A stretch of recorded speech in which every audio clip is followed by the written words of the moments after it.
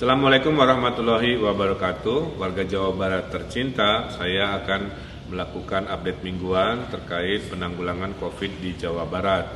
Di hari ini ada 1.300 positif COVID, kemudian juga alhamdulillah yang sembuh ternyata 2 kali lipat lebih banyak dari yang meninggal dunia.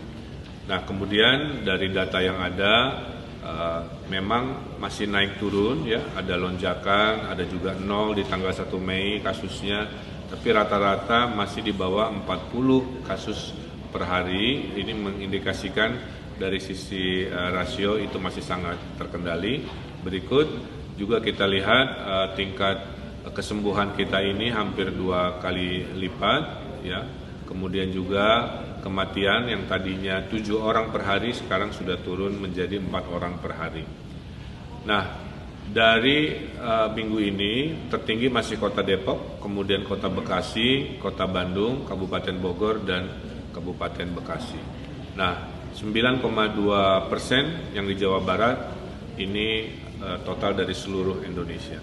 Nah, kita bisa lihat ada berita juga yang sangat menggembirakan. Jumlah pasien yang dirawat di rumah sakit menurun ya. Di akhir April sekitar 420, kemudian di hari-hari terakhir ini turun ke 300-an. Jadi apa? Artinya jumlah kamar di rumah sakit yang tadinya terbebani malah sekarang menjadi turun. Juga pasien-pasien non-COVID yang kita sebut PDP juga yang dirawat dan kesembuhannya sudah naik sehingga yang dirawat turun. Alhamdulillah, sehingga kapasitas di Jawa Barat masih 50% dipergunakan untuk COVID. Kita juga sudah melaksanakan tes masif, total ada 97.500 menggunakan rapid test dan total 6.000-an menggunakan PCR, dan kita akan teruskan total 40.000 PCR ini dalam 2 minggu ke depan selama PSBB provinsi. Nah, kami laporkan juga hasil evaluasi PSBB, Bodebek bisa mengurangi kecepatan dari COVID-19 atau disebut indeks reproduksi COVID ya.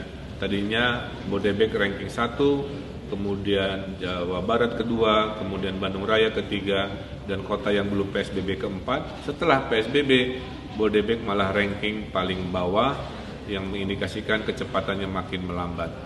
Dulunya Bodebek ini 1,27, sekarang menjadi 1,07. Nah, indeks ini menunjukkan bahwa PSBB berhasil. Oleh karena itu kita memutuskan di hari Rabu ini akan dimulai PSBB provinsi, dimulai tanggal 6 Mei. Mudah-mudahan keberhasilan Bodebek menekan kecepatan COVID bisa diikuti oleh 17 kota kabupaten lainnya di Jawa Barat supaya indeksnya mendekati 0.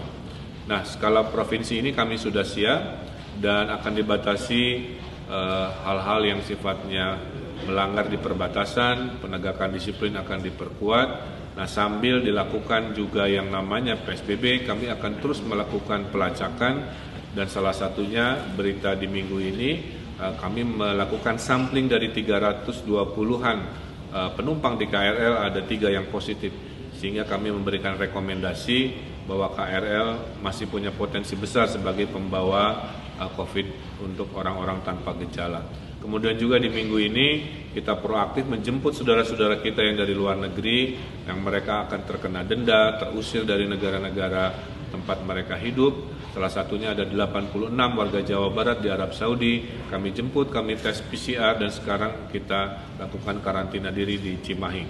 Kemudian juga kita melakukan pengetesan di pasar-pasar minggu ini, door to door dan di terminal-terminal, untuk memastikan tidak ada lagi imported case datang dari pemudik yang datang lewat stasiun, terminal, dan lain-lainnya. Berita baik berikutnya adalah lab kita untuk mengetes PCR itu semakin banyak, ada minimal sekitar 10 laboratorium sudah kita siapkan sehingga Jawa Barat bisa mengetes PCR lebih dari 2.000 sampel per hari. Kemudian juga update bansos, bantuan dari provinsi sudah dilaksanakan, melengkapi bantuan dari Kementerian Sosial, Kementerian Desa, dan lain sebagainya. Mudah-mudahan dengan seiring bantuan ini datang tidak ada lagi dinamika kesalahpahaman terkait bantuan-bantuan yang datang ke masyarakat. Minggu ini juga kami memastikan kualitas pemusnahan sampah COVID juga berlangsung dengan maksimal karena kita punya tempat yang sangat canggih dengan insinerasi dilaksanakan oleh PT Jasa Medifest di Karawang yang bisa menghancurkan sampah-sampah COVID dengan standar global atau standar WHO. Berikutnya kita punya berita baik, Picobar sekarang ada di App Store yang selama ini hanya ada di Android. Minggu ini Apple menyetujui di iOS, insya Allah silakan download buat geng Apple. Mudah-mudahan bisa mengupdate data, menolong lewat donasi atau mendaftarkan tes melalui Picobar. Dan terakhir dari saya untuk pesan masyarakat, satu, kuatkan disiplin karena modal kita adalah modal sosial. Kedua, mohon bersabar karena pintu bansos ini berbeda-beda kedatangannya. Kemudian jadikan pembatasan sosial menjadi solidaritas sosial, membantu tetangganya, membantu warganya. Kemudian juga mari jujur kalau diwawancarai oleh tenaga kesehatan, jangan sampai ketidakjujuran mengorbankan kesehatan dari dokter dan perawat. Juga semangat di bulan puasa ini, jaga kesehatan lahir batin, tetap karena COVID ini penyakit kerumunan, jangan berkerumun saat mencari tajil atau kebutuhan berbuka lainnya, tetap jaga jarak dan tetap waspada termasuk di tempat-tempat kerja.